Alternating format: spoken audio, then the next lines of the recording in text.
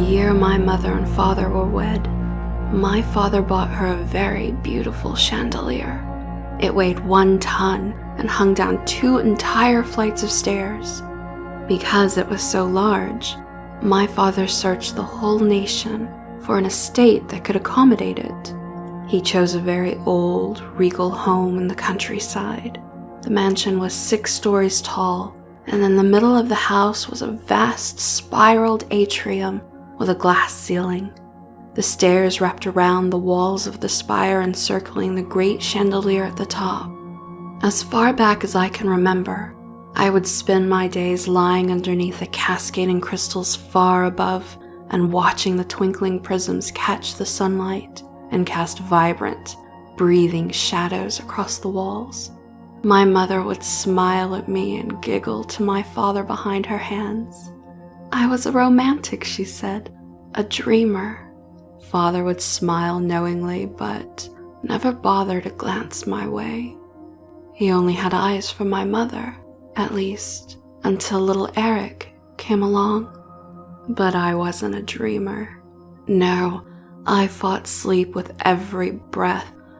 I much preferred to spend my evenings dancing in the star fields that twinkled in the spire on clear nights. If moonlight shone into the great atrium, it was transformed by the chandelier into a million shimmering, glittering tiny stars. It was always gently, oh so gently swaying even without a draft in the house, and it would make the crisp, vibrant celestials dance upon the wall to a song only I could hear, and I would dance in the star fields. One day, I awoke from an afternoon nap to the loud but sluggish groan of protesting metal.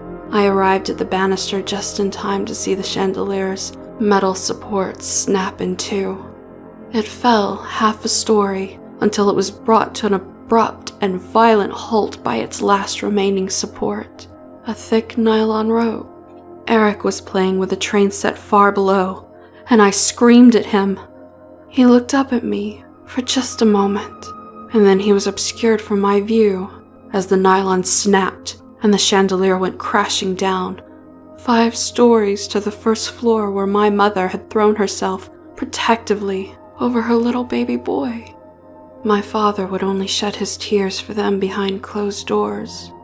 A week after their deaths, Father had the chandelier repaired and rehung. It had been my mother's, and he loved her deeply. Perhaps he liked to look at the chandelier and think of her, but I preferred to imagine that he rehung it for me because he knew how much I loved it. But the chandelier wasn't the same. The gentle cadence it had loyally kept since my birth was now replaced by a stillness as absolute as death. The rainbows were dull, almost colorless, and the dancing stars that had once glittered upon the walls at night were absent, and the spiraled atrium remained as dark as the heart of obsidian. I still spend my days and nights lying on the floor looking up at the chandelier and hoping its magic will return to me. Some days I can almost see the vibrant colors and speckled starlight. Most days, I see nothing at all, but nothing at all is better than the nightmare that peeks through the veil sometimes, cruel and uninvited. Sometimes I can feel the cold and the hunger and the pain in my chest. Sometimes the dark nights and dull days make sense. Sometimes I can see the chandelier for what it really is, because sometimes I remember that it wasn't the chandelier that my father had hung once again at the top of the atrium that day, but it was himself.